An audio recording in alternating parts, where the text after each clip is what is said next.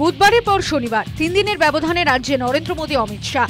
শনিবার রাজ্যে চলে এসেছেন অমিত শাহ। রবিবার নেতাজি ইন্ডোর স্টেডিয়ামে বিজেপি কর্মী কর্মকর্তাদের সঙ্গে স্বরাষ্ট্রমন্ত্রীর বৈঠক রয়েছে। 3 দিনের ব্যবধানে নরেন্দ্র মোদী অমিত শাহের রাজ্য সফর খুবই তাৎপর্যপূর্ণ হয়ে উঠেছে। আলিপুরদুয়ারের সভা থেকে নরেন্দ্র মোদী 26এর বিধানসভা নির্বাচনের প্রচারের ক্ষেত্র প্রস্তুত করে দিয়েছেন।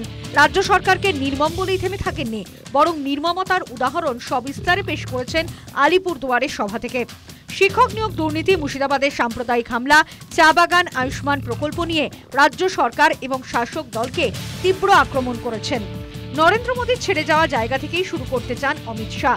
মোদী জনসভা করেছিলেন, অমিত শাহ কোনো জনসভা করবেন না, বিজেপি কর্মীদের নিয়ে ইন্ডোরে সভা করবেন। সাধারণ মানুষের জন্য যে বার্তা দিয়ে গেছেন নরেন্দ্র মোদী, এবার তাকে ভোটমুখী করার কাজটা করতে হবে বিজেপি কর্মীদের।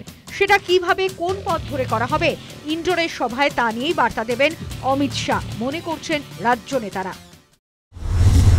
সাংগঠনিক স্তরে মাননীয় গৃহমন্ত্রী সমস্ত মণ্ডল সভাপতি ও মণ্ডলের কার্যকর্তাদেরকে নিয়ে উনি বসবেন।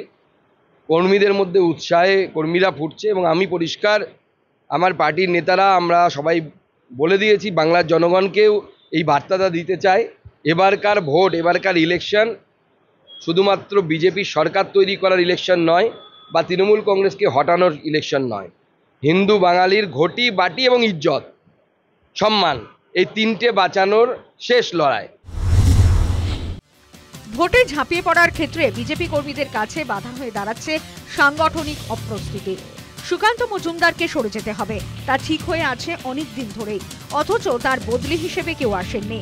বিজেপির সাংগঠনিক গঠনতন্ত্র অনুযায়ী সভাপতি তার পছন্দের টিম সাজিয়ে নেন। লড়াইয়ে তাঁরাই থাকেন সামনের সারিতে। সভাপতি নির্বাচন না হওয়ায় পুরো কাজটাই আটকে রয়েছে। রবিবার কি পরবর্তী রাজ্য সভাপতি নির্বাচনে এক ধাপ এগিয়ে যাবে রাজ্য বিজেপি? আশা নিরাশার দোলাচলে রাজ্য বিজেপি কর্মীরা। News time.